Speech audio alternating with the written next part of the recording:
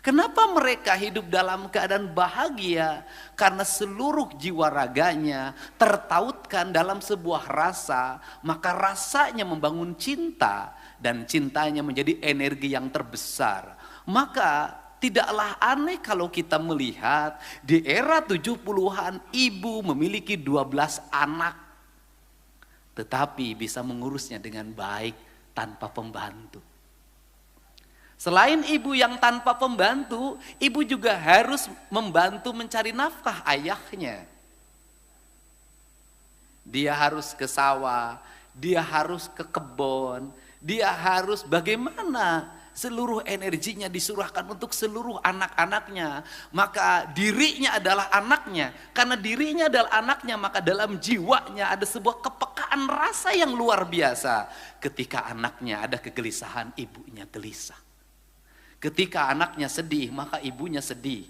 Ketika anaknya sakit, maka seorang ibu berkata dengan penuh dengan air mata, "Ya Allah, pindahkanlah penyakit anakmu ini pada diriku." Disitulah kekuatan spiritual yang luar biasa. Tak ada dokter, tak ada perawat, tak ada bidan. Yang ada hanya kekuatan jiwa dan cinta.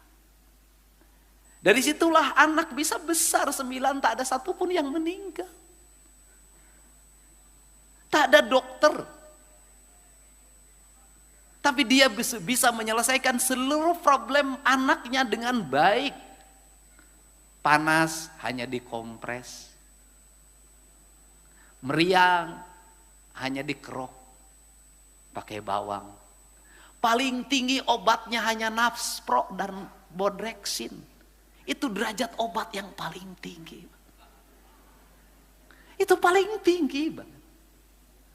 Kemudian apakah ibu-ibu di zaman itu terlilit hutang pinjol? Tidak.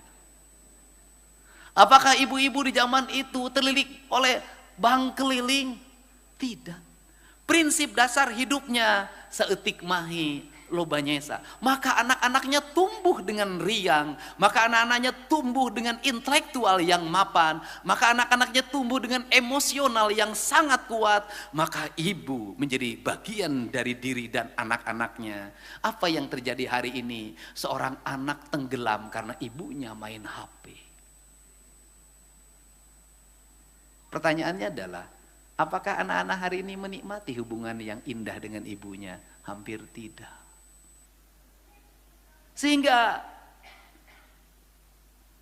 negara kita dideklarasikan dalam sumbu nilai-nilai ketuhanan, maka disebutlah republik ini dengan Ibu Pertiwi.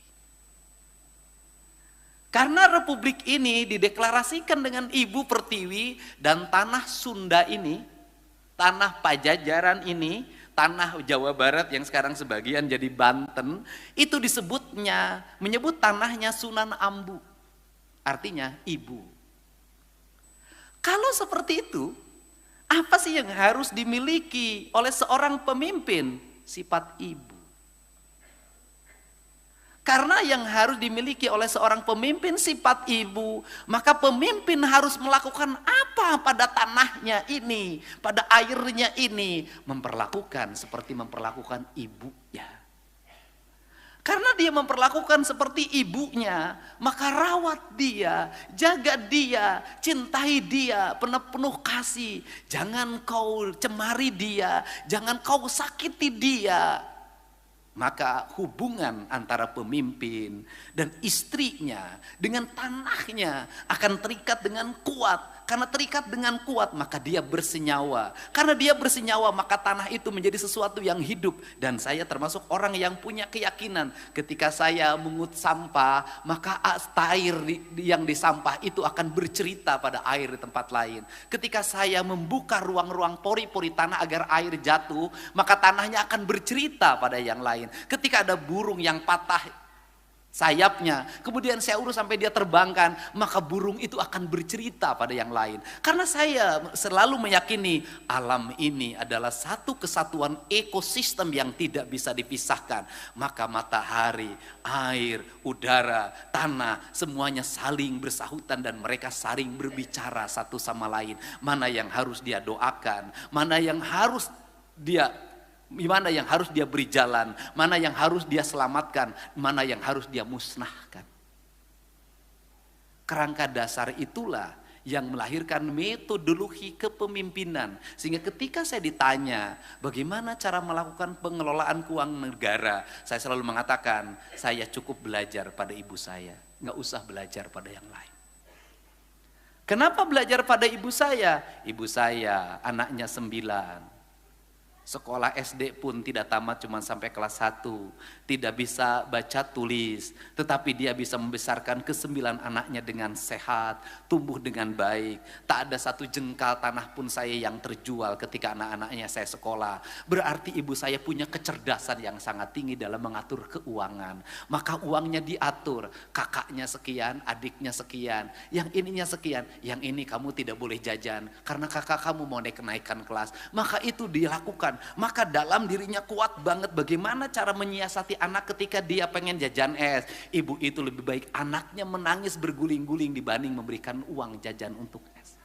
Ketika anaknya pengen beli mobil-mobilan, maka ibunya lebih baik anaknya berguling-guling menangis pengen mobil-mobilan. Ketika anaknya pengen kapal-kapalan, lebih baik berguling-guling menangis pengen kapal-kapalan daripada membelikannya. Kenapa? Karena dia harus bertahan, kakaknya harus bisa selesai sekolahnya.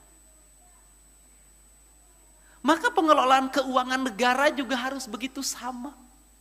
Mana yang super prioritas, maka yang ini yang harus kita utamakan. Kebutuhan dasar rakyat. Kebutuhan dasar rakyat apa? Pendidikan, layanan kesehatan, layanan infrastruktur. Maka ini yang lain yang berguling-guling jangan dikasih, di demo biarin aja. Kita ini dulu, kenapa? Karena ini akan menjadi daya juang, daya jongkak ke depan. Apa? Kenapa kita tidak makmur-makmur? Kenapa APBD kita tidak bisa menjadi daya dongkrak? Karena dalam setiap tahun dibagi habis tanpa skala prioritas. Akhirnya apa? Kaluhur teu sirungan, kahandap teu akaran. Prinsip dasar pengelolaan rumah tangga itu apa dalam kaidah ibu saya? Saeutik mahi loba nyesa. Karena saeutik mahi loba nyesa, maka ibunya menjadi seorang yang kreatif. Bagaimana menjadi seorang yang kreatif? Gak ada kata sekarang stunting.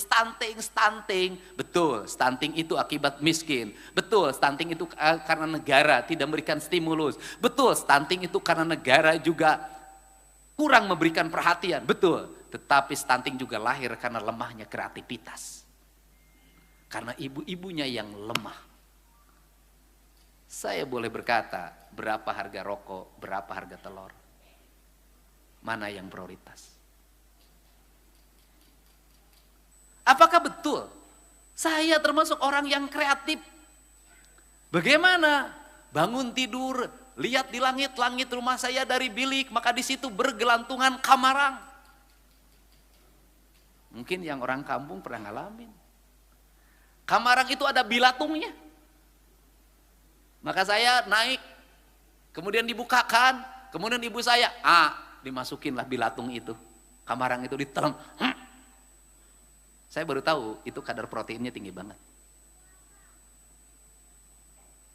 Maka kita ngebor simut. Saya baru tahu kata orang Jepang, simut itu proteinnya tinggi banget. Maka kita mancing, ikan proteinnya tinggi. Maka kita ngambil tutut, proteinnya tinggi. Maka kita ngambil belut, proteinnya tinggi. Maka tumbuhlah Deddy Mulyadi. Ente bodoh-bodoh teuing. Ada yang lain lah, udahlah. Ini kan semuanya bukan orang kaya, banyak yang kismis-kismis orang tuanya.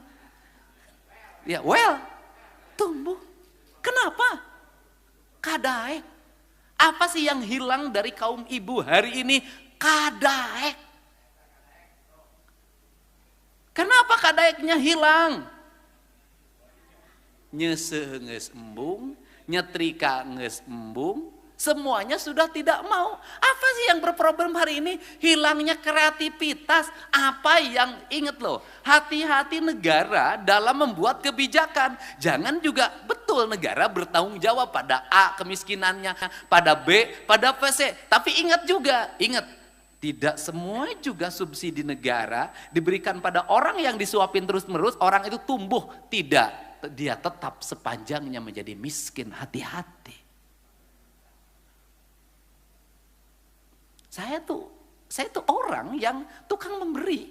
Tapi saya tahu dari sekian diberi ada yang berhasil, ada yang tidak, ada yang balik lagi minta lagi, ada yang tumbuh, ada negara. Ingat, di negara-negara yang mengalami kemajuan tinggi pun, di negara-negara yang per kapita tinggi pun, orang-orang yang terus-terusan disubsidi tidak mengalami perubahan hidup, tetap jadi pemabuk, tetap jadi pemalas, tetap dia menjadi tunawisma. Ini juga terjadi. Kenapa? Mentalitas. Untuk itu hati-hati juga kita dalam membuat kebijakan tentang subsidi.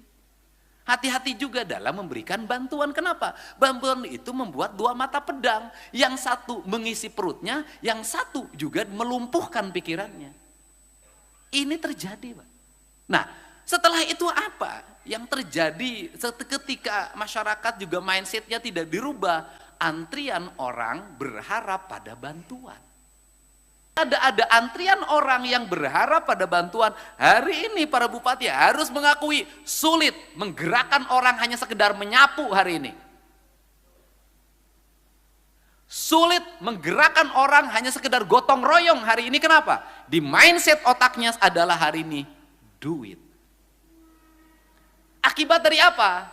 Akibat dari tetangganya dapat PKH, tentaranya dapat bantuan pangan non tunai, dia tidak kebagian, dia merasa tidak adil. Kenapa dia harus disuruh jadi nyapu di halaman? Kenapa disuruh kerja bakti? Sedangkan yang dapat PKH, bantuan pangan non tunai, subsidi lainnya, dia enak-enak betul hidupnya. Apa kebijakan negara harus dilakukan menurut saya hari ini adalah merombak mindset berpikir ini. Negara memberikan subsidi, tapi negara juga harus bisa merubah pola perilaku hidup manusia warganya. Bagaimana?